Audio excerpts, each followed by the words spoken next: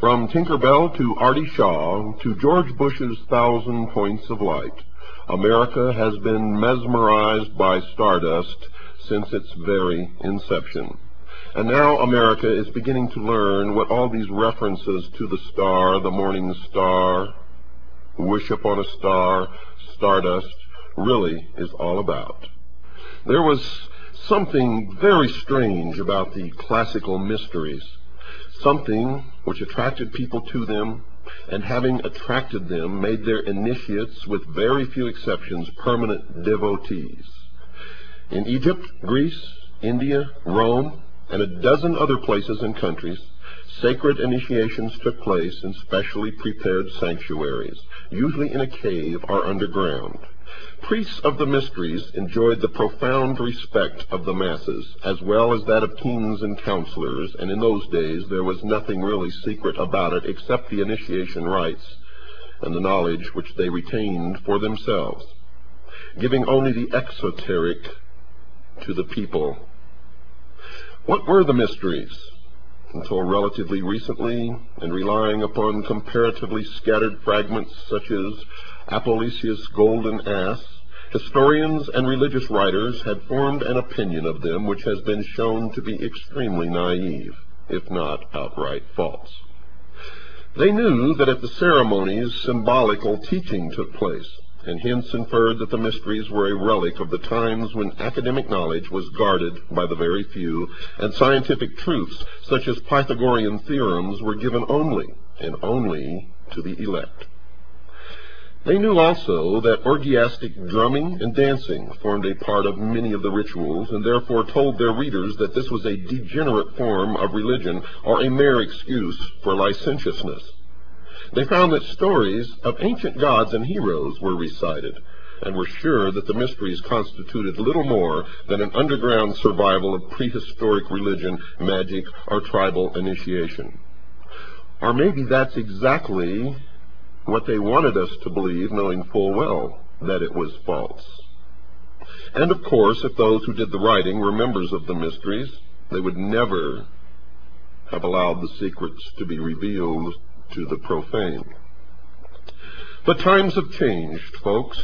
The study of brainwashing and mind control and conditioning the mind within the past decade or so has helped to lay bare the essence of the mysteries and has answered the riddles which surrounded them. You see, in this process, those who had tried to keep the celebration of the mysteries alive, who had tried to revive them, have been shown up as relying upon the symbolic interpretation alone. And this revelation has been in its own way one of the most startling developments of contemporary religion. You see, for almost anyone, for instance, can get away with telling anyone else that he was an Egyptian priest in a former incarnation, because there's so very little verifiable material available to prove the reverse.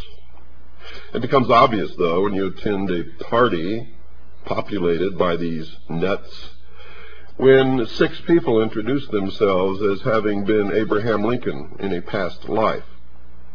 But let anyone attempt to celebrate any of the ancient mystery cult's rituals, and unless he has a sound idea of how the human mind works, he is likely to escape the criticism of those physiologists who now see in the mysteries an almost open book.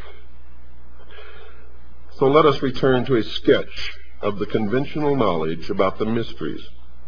In those of Eleusis celebrated in Greece, the candidate had to undergo fasting or abstinence from certain foods. There were processions with sacred statues carried from Athens to Eleusis. Those who were to be initiated waited for long periods of time outside the hall in the temple where the rites were to be held, building up a tremendous tension of suspense.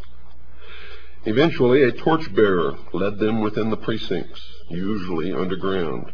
The ceremonies included a ritualistic meal, 1 or 2 dramas, the exhibition of sacred objects, the giving of the word,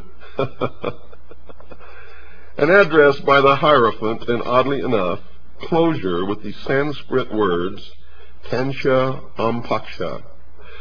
The elements included the clashing of cymbals, tension, and a certain degree of debilitation.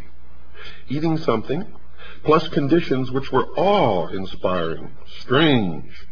The candidate was in the hands of and guided by the priesthood. Other factors were drinking a soporific draught, symbolic sentence of death, whirling around a circle. Initiation ceremonies of secret cults, the mystery type, invariably involved tests, sometimes most severe ones. The effect of certain experiences was a carefully worked program of mind training, which is familiar in modern times as that which is employed by certain totalitarian states to condition or reshape the thinking of an individual. Are you listening to me, all you Freemasons out there who think that you're so smart? Well, you're not.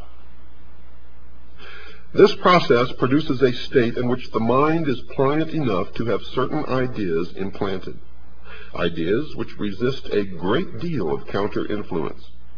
This was the secret of the mysteries, this and nothing else.